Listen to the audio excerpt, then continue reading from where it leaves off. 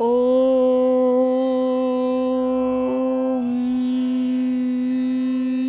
सुप्रभात। मैं हूँ काव्या केसबी आपके साथ। भगवान शिव और पार्वती के विवाह की कथा आगे सुनते हैं।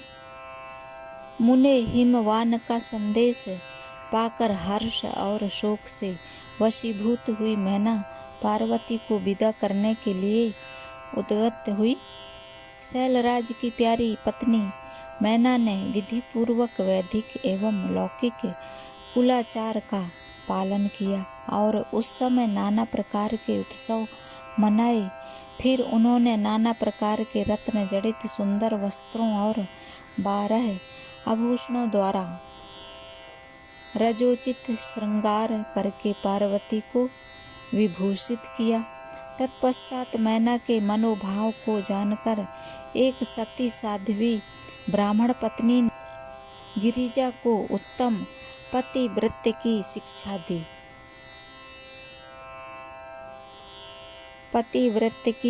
दी। ब्राह्मण पत्नी बोली, गिरिराज किशोरी, तुम प्रेम पूर्वक मेरा यह वचन सुनो। यह धर्म को बढ़ाने वाला, इहलोक और परलोक में भी आनंद देने वाला तथा श्रोताओं को भी सुख की प्राप्ति कराने वाला है। संसार में पतिव्रता नारी ही धन्य है, दूसरी नहीं। वही विशेष रूप से पूजनीय है। पतिव्रता सब लोगों को पवित्र करने वाली और समस्त पाप राशि को नष्ट कर देने वाली है।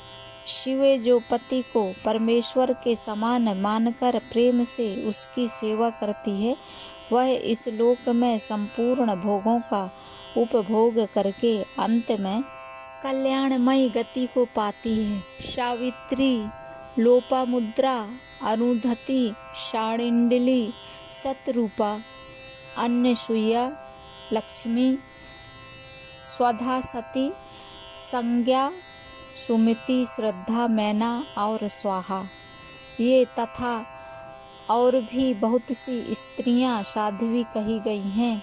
यहाँ विस्तार भय से उनका नाम नहीं लिया गया।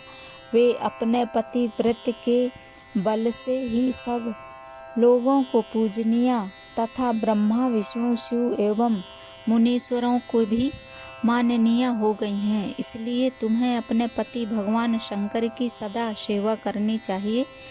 वे दीन दयालु, सबके सेवनीय और सत्य पुरुषों के आश्रय हैं। श्रुतियों और स्मृतियों में पतिव्रत धर्म को महान बताया गया है। इसको जैसा श्रेष्ठ बताया जाता है वैसा दूसरा धर्म नहीं है, यह निश्चय पूर्वक कहा जा सकता है।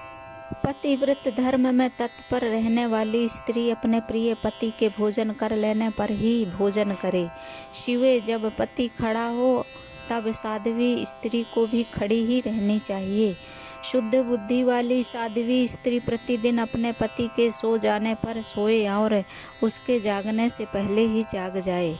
वह छल कपट छोड़कर सदा उसके लिए हितकर कार्य ही करे। शिवे साध्वी स्त्री को चाहिए कि जब तक वस्त्राभूषणों से विभूषित ना हो ले तब तक। आज की कथा यहीं तक। अगली कथा में फिर मिलते हैं, तब तक के लिए नमस्कार।